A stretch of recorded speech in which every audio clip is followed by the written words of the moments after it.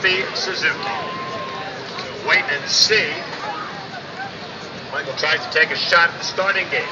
You know, he's got that big speed. Those Harleys have a way of hunting you down at the top end of the racetrack.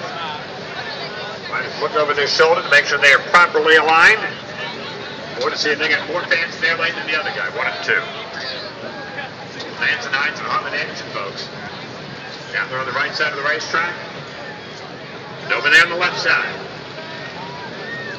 the home team, Michael Phillips, the Racer's Edge, from Louisiana. They're ready.